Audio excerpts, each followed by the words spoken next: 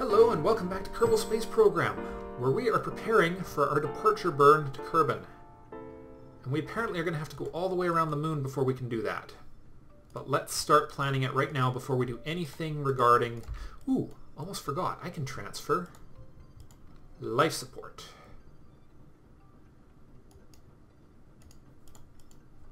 From here to here. Come on.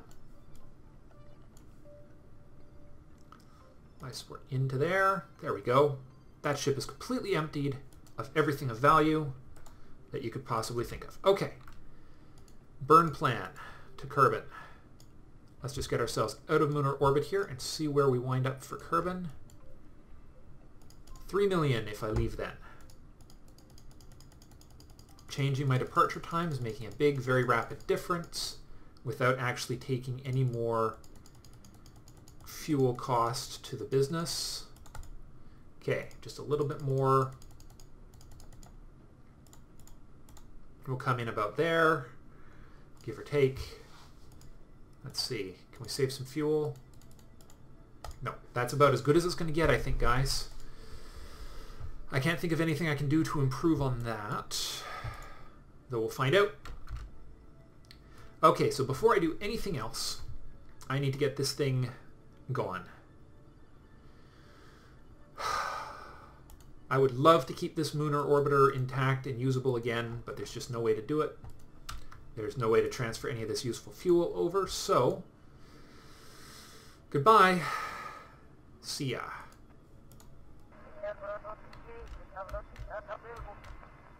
Okay. And let's just hope that our departure burn will not take us too close to this thing as we drift away from it. It looks like as long as nothing really goes wrong, it should be well out of our way for the burn. Okay. Alright. SAS, RCS. Let's just do a little... So 27 minutes till our departure burn, as planned. Exactly how much fuel this is going to take, I have no idea. We have 268 and a nearly full tank of monopropellant thanks to judicious use of said monopropellant during the earlier parts of the trip. So I've been in worse circumstances for a burn away from the moon, I think. It's a heavyish ship, and that's the biggest problem. But I think we've got enough juice for everything we need to do here. It's only going to be maybe a 30-second burn to get away from the moon, so we'll burn at T-minus 20-ish. That should give us enough window of, let's not make a horrible mistake here. I sure hope so. Hold on, is there anything else I could do? No, it's a pretty clean, actually, a little bit of that.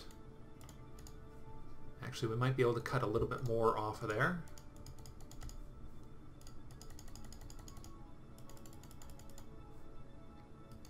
Let's see.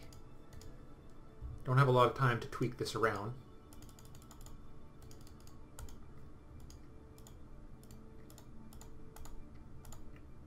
Okay. The important thing to make sure is that this is not going to go through the moon. That is getting dangerously low. Yeah, no, we're not going to do anything silly. We'll try 35. 35 should be okay. Alright, so we've cut a little tiny bit of fuel off of here, but not enough to really make a huge difference. Hold on, hold on. Let's see, we're going to, hold on, control from here. Really? Well, I guess it doesn't feel right.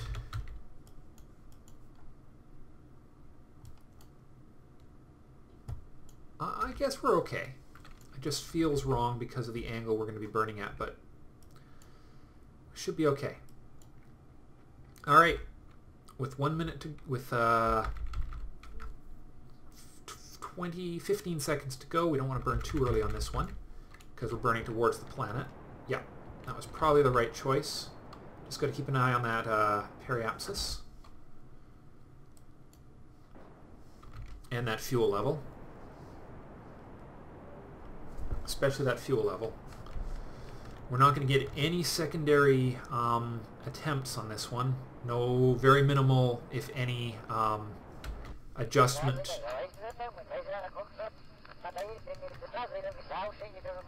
Okay, get ready to cut the engines.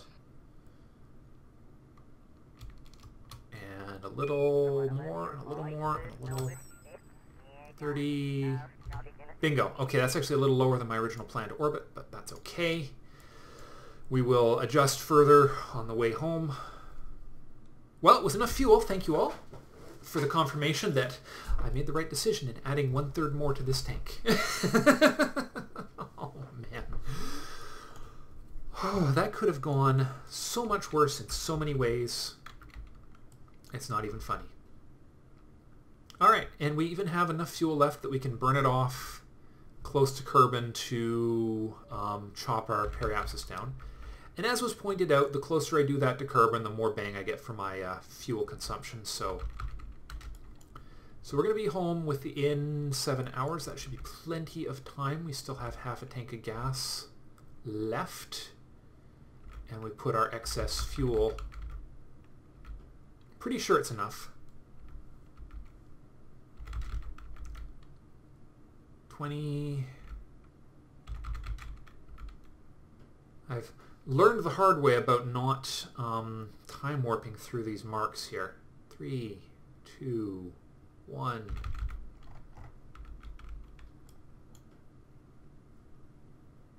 I have been educated on how dangerous it is to go through this at high speed because of rounding errors. So in just a couple more moments we will get a recalculation of all of our numbers, and bloody hell, it better not be a Kerbal periapsis of 800 million whatevers. Yep. It goes really weird there for a few minutes, doesn't it? Okay, so if I do a serious let's drop our orbit maybe right about here. Let's see, that's at 6:10, that is at 6:15. Maybe we'll do it just a little bit sooner. And let's just pull that down as much as is humanly possible. And rotate that. I mean, this is obviously not going to be a totally feasible rotation for a lot of reasons. We want to keep our periaps up. There, that's about right. It's not going to be totally feasible because we're going to be not have nearly enough fuel for that, but I mean, this is one of those simple situations where every little bit... Hello? Oh, caps lock. Hello? Oh, don't you dare do this to me, you game. Come on. Oh, I'm probably time warping. Yep. Every single time. Scares the crap out of me, and it's just me time warping. Goodbye to the moon. Hello to the sun. Hello to Kerbal. We are cleanly on the road to home with 55,000 life support left. 6-hour flight. I'm not sure if that was as fast as possible, but at the rate this command pod uses it, with 2 Kerbals on board, I am comfortable with saying that that is enough fuel to get us home. I have my hopes.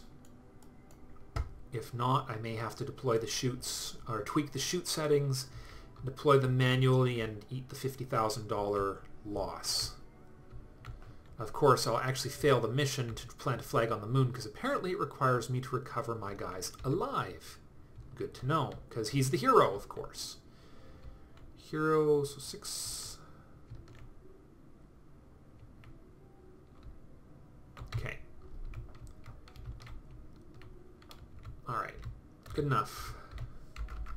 Let's get ourselves a little closer to home and watch what happens. 50. Whoa! There's still 36,000 left at 1 hour, less than an hour to go, so we're fine. Felt touch and go there for a second. So this is a 40-second burn at the very edge of Kerbal. Just coming up in 12 minutes.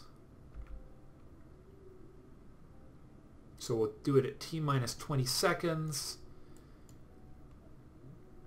We're doing it well and truly close to Kerbal. We don't need to get the full benefit from this, so this should be close enough by far. Yeah, we're at 300. We're well within that orbital point that we talk about. So let's pull some numbers out of here. Let's caps lock that and use some of that too, because we've got it.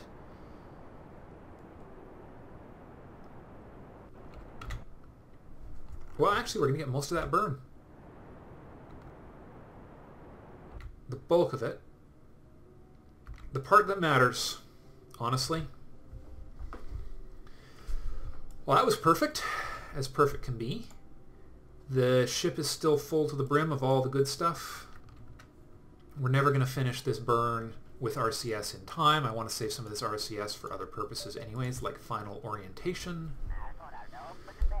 But the honest truth is, this mission, other than the glitches I had with the launch during simulation, simulation, it all went pretty smoothly. Well, that is more than half the momentum from the moon that I don't have to burn off now, so I'm going to say that is a relatively successful burn. We are going to hit the periaps in a minute, maximum of 4 minutes currently, if we were to maintain our full orbital speed straight into the ground. Take that for what you will. I don't think I'm going to bother trying to get the rest of this out of here. Nah, that's not worth my trouble. It's not worth me sitting here for the next however many minutes holding my finger down on the key.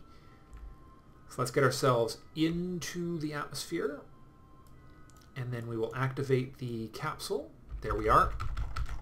And get ready to do a little acceleration away from things. So we have a full tank of monopropellant, a full tank of batteries, and actually, now that I think about it, I can actually do something pretty sneaky here as we come down. So we're going to do sneaky. We are going to activate electric, activate mono, and decouple this. And rather than flying that, we're going to fly this, because we have the technology to fly this thing independently, because we did a robotic probe.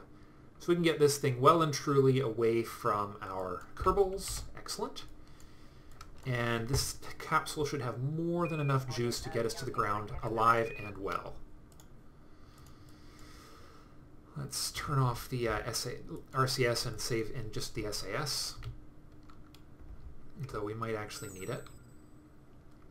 Let's see, actually no. We'll probably want the RCS without the SAS with low power.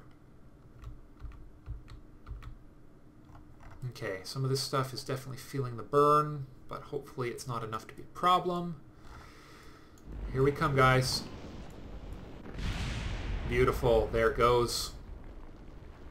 Well and far away from my Kerbals, as it should be.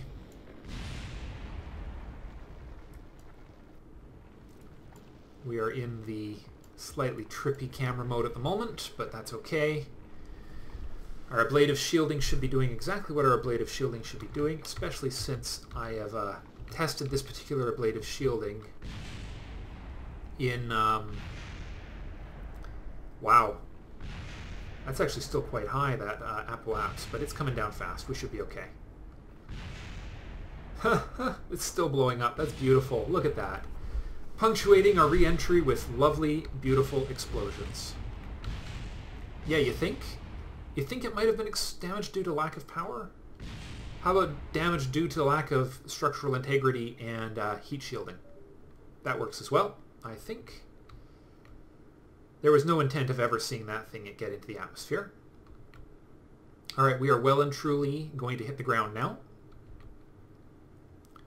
The period of terror, as I've heard it called. This period here, apparently radio goes out. You have a block of time where the communication systems on a space probe just do not function anymore.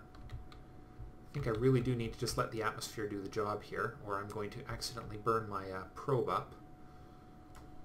I don't want it fighting with physics too hard, because These things are actually aerodynamic. That is a trippy view right now with it on the side like that, even though we're coming down. Well, we are going to hit the ground. That much is a certainty. And based on experience with 3 of these chutes and just a probe core to get to the ground, we are going to get down intact without any issues whatsoever in the next few minutes, with a pretty phenomenal quantity of data, because we actually got 3 more crew reports, extra crew reports from orbital features that I was not planning on. I'd completely forgotten. I didn't actually finish that particular mission. So, hey, 2-for-1 deal. I'll take it. Not having to do a special mission to get a few extra crew reports. Priceless. Well and truly will pay for this particular mission, that's for sure. Hey, Bob and Jeb. You think your ablative shielding's going to hold out that much longer? You think that 50% of it is burned away? I think we might be okay. No kidding. Unsafe for chute deployment. We're still going an absurd speed right now. The atmospheric shock wave. I love that effect. That's just such a cool effect. Sure sign that we're almost back to Kerbal. It's going to be a standard traditional water landing with no serious concerns. Switching to the automatic camera, so that may switch the way things feel here. When we hit 300 meters per second, we will deploy the chutes. 3 chutes. Here we go. Boop. And then the next deployment will be at 500 meters, which, well, by the time we hit that point, we should be well under the danger zone for chute full deployment.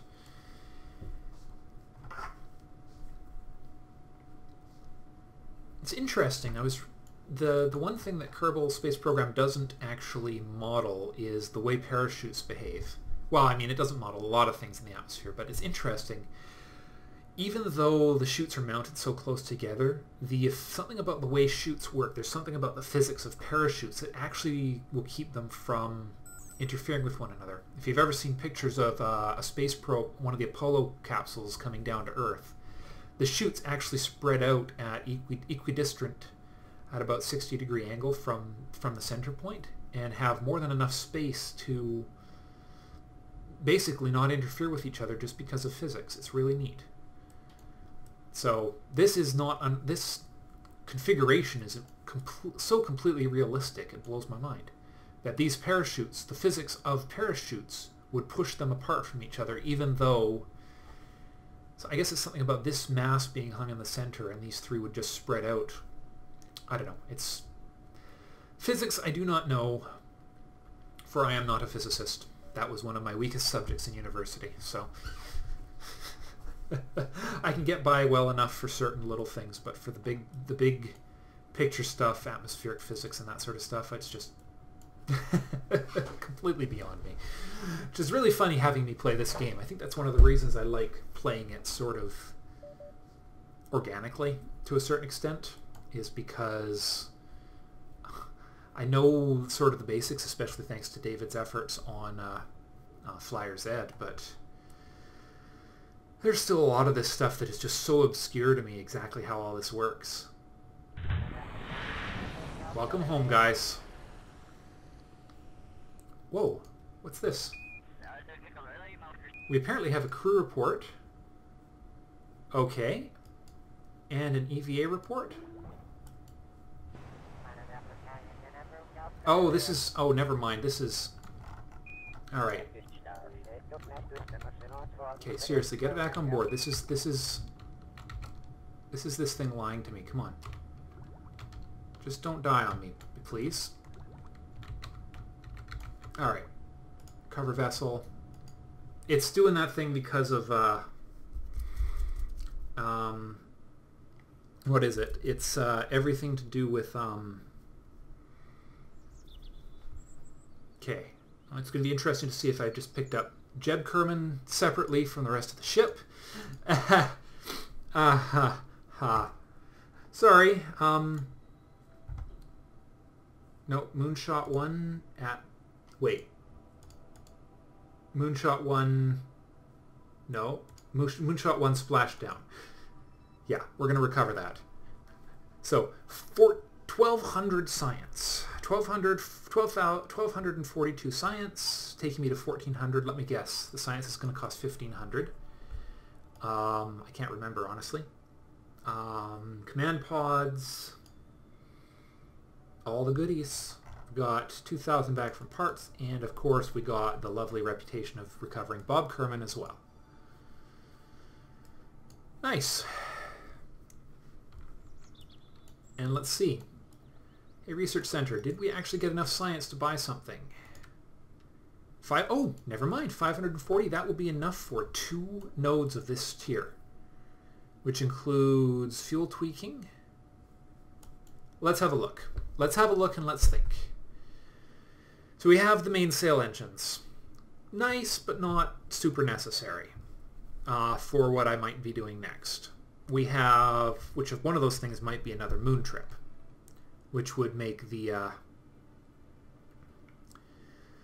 there is all sorts of various parts, including the hub, which will make, and the next mass limit upgrade, which will let us make some pretty monstrous lifters. Oh, and radial decouplers, which are nice to haves, but not necessarily necessary. Great English there. Not necessarily necessary. The bigger heat shield. More airplane parts, meh. Some new control parts, a bigger reaction wheel, next to your probe core, monopropellant tank. We've got a communicatron. This is necessary if we're going to do any extraplanetary work, as are these solar panels. We also have a new science module. So if we were to do extraplanetary work, I think we would need the communicatron and the solar panels. That would be the 2 necessary parts for me to fly a ship to an interplanetary target. It would also be, with these, that would be the necessary, basic necessary part to build a space station. Alternatively, if I was thinking about doing another landing on the moon, Mark 1 lander can would be a pretty sensible thing. Far, far more efficient, lighter, better in every way, shape, and form over the ship I've got there. If I was to get that and the solar panels, it would be fairly reasonable to, yeah, a lander can and a solar panel would actually make it pretty reasonable to set up a space station and a refueling depot, and additionally set up another lunar mission. I don't know. I am curious about your thoughts. There's lots of things I could do. I could do a return, goo return from Minmus, manned orbit of Minmus with the, again with the presence of this recycler. I could do an orbital, a trip to Minmus and back, though I might want to do that with the unmanned first, as usual. The solar panels would also make that kind of job a lot easier. And decisions. This is not going to be an easy node. Larger commercial payload contracts so that I can get money more easily. Also an option. Those are 50 tons, which I obviously have, I think I'm pushing a 50-ton lift capacity now anyways, so your feedback will be appreciated. I'm really not sure right now. I'm a little tired. It's been a long haul getting this done. So thank you all very much for watching. And we'll see you in the next episode where we figure out what exactly we're going to do next. Might be a couple of random missions, but we'll see. Thanks for watching. Bye for now.